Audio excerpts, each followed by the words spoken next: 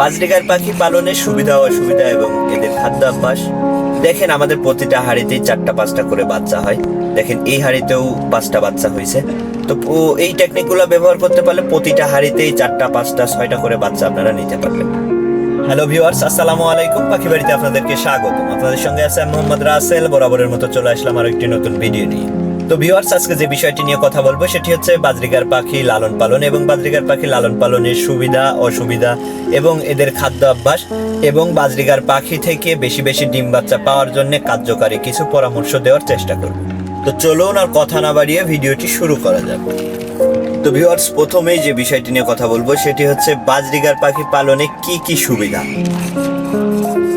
তো viewers, budgerigar পাখি পালনে প্রথমে যে সুবিধাটা আছে, সবথেকে বড় একটি সুবিধা, সেটি হচ্ছে বাজরিগার পাখি রাখার স্থান। অন্যান্য পাখির ক্ষেত্রে দেখা যায় কিছু কিছু পাখি আছে যেগুলা খাঁচাতেই রাখতে হয়। তো সে পাখিগুলার ক্ষেত্রে বাজরিগার পাখিগুলার পালনের সুবিধা হচ্ছে বাজরিগার পাখি কলোনিতে পালন করা যায়। আর কলোনিতে পালন করা মানে হচ্ছে অল্প খরচে অনেক পাখি পালন করা যায়। যেমন আপনি যদি অন্য কোনো পাখি বা বাজরিগার পাখি যদি 4-5 জোড়া পাখি পালন করতে যান, 5 জোড়া পাখি পালন করতে গেলে আপনাকে খাঁচা বাবদ ব্যয় করতে হবে প্রায় 2000 টাকার মতো। তো 2000 টাকা যদি আপনি 5 জোড়া পাখি পালন করতে 2000 টাকার খাঁচা কেনা লাগে। তো এই 2000 টাকা আপনি যদি কলোনিতে ব্যয় করেন তাহলে ইনশাল্লাহ আপনি ওখানে 15-20 জোড়া বাজরিগার পাখি পালন করতে পারবেন। এছাড়াও বাজরিগার পাখি কলোনিতে পালন করার আরো একটি সুবিধা আছে, সেটি হচ্ছে আপনার ধরেন 10 জোড়া যদি বাজরিগার পাখি পালন করেন 10টা খাঁচায় আলাদা আলাদা ভাবে, তাহলে ওখানে কিন্তু ওদের খাঁচা পরিষ্কার এবং খাবার পানি দিতেই আপনার প্রায় 1 ঘন্টার উপরে সময় চলে যাবে। কিন্তু কলোনিতে যদি হয় তাহলে দেখবেন যে আপনার একটা খাঁচায় খাবার পানি দিতে যত সময় লাগে, পুরা কলোনিতে যদি 100 পাখি থাকে তাদেরকে খাবার পানি দিতে ঠিক ওই পরিমাণ সময় লাগবে। এছাড়াও আপনি দেখবেন খাঁচায় 1 জোড়া করে পাখি আলাদা রাখলে অনেক খাবার ওরা খেতে চায় না, কিন্তু কলোনিতে রাখলে আপনি যে খাবারই দেন না কেন ওরা কিন্তু সবাই মিলে ওই খাবারগুলা খায়। বাজরিগার পাখি পালনে এইটি একটি বড় সুবিধা, যেটি হচ্ছে বাজরিগার পাখিদের খাদ্য অভ্যাস। বাজরিগার পাখি টোটালি সকল ধরনের সিড মিক্স ওরা খুব সহজেই খায়। এছাড়াও বাজরিগার পাখি বিভিন্ন ধরনের শাক সবজি এগুলা খুব ভালো খায় এবং এগুলা খাওয়ার কারণে কিন্তু বাজরিগার পাখির রোগ প্রতিরোধ ক্ষমতা বাড়ে এবং বাজরিগার পাখির যে বাচ্চাগুলা হয় বাচ্চাগুলা মাশাআল্লাহ অনেক সুন্দর, বডি ফিটনেস ভালো হয় এবং খুব হেলদি থাকে, সুস্থ থাকে।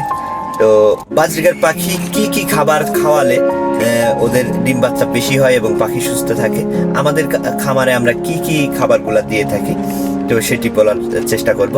তো প্রথমে হচ্ছে আমরা পাখিদেরকে নিয়মিতভাবে সিড মিক্স খেতে দিই। প্রতিদিন সকালবেলা সর্বপ্রথম আমরা পাখিদেরকে দিয়ে থাকি হচ্ছে ছোলা, গম বা মুগ কলাই, এই টাইপের খাবারগুলা রাতে ভিজিয়ে রেখে সকালবেলা প্রথমে আমরা পাখিদেরকে এই খাবারগুলা দিয়ে থাকি।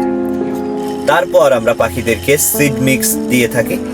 সিড মিক্সটা হচ্ছে বাজরিগারের জন্য আলাদা, যদি আপনি বাজার থেকে কিনে না নিয়ে এসে সব খাবার আলাদা আলাদা কিনে আপনি যদি মিক্সার করে নেন তাহলে সেইটাই সব থেকে ভালো হয়।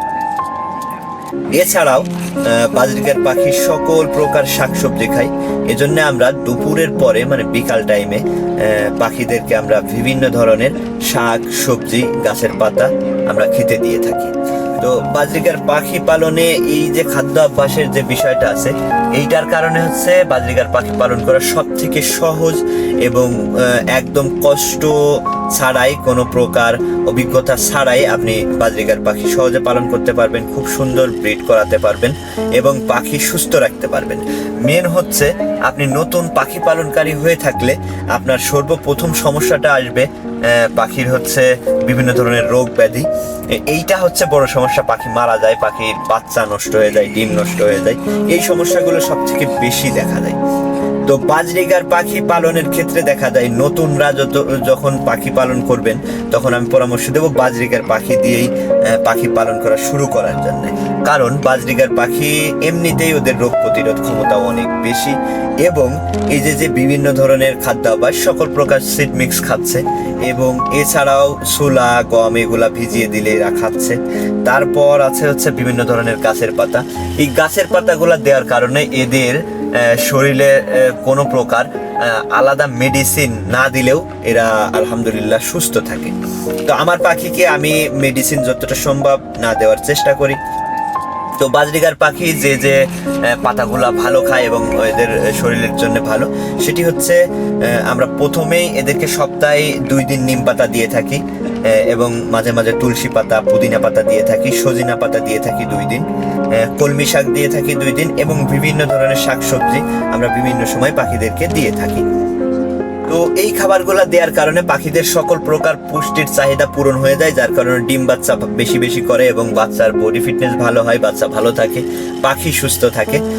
তো ভিউয়ার্স, এছাড়াও বাজরিগার পাখি পালনে আরো একটি সুবিধাজনক দিক আছে, সেটি হচ্ছে বাজরিগার পাখি কলোনিতে পালন করলে ওরা যখন ডিম বাচ্চা করে তখন আপনি কিন্তু কোনো হাঁড়িতে দেখা যাচ্ছে আজকে একটা বাচ্চা ফুটছে আর 5 দিন পরে আরেকটা বাচ্চা ফুটছে।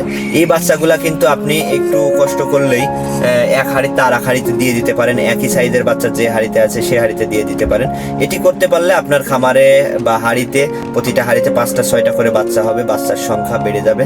তো ভিউয়ার্স, আজকের ভিডিওটি এ পর্যন্ত। ভিডিওটি ভালো লাগলে লাইক করবেন, কমেন্ট করবেন। এরকম নতুন নতুন তথ্যমূলক ভিডিও পেতে চ্যানেলটি সাবস্ক্রাইব করবেন, ফেসবুকে দেখে থাকলে ফলো করবেন। ভালো থাকবেন, সুস্থ থাকবেন, আল্লাহ হাফেজ।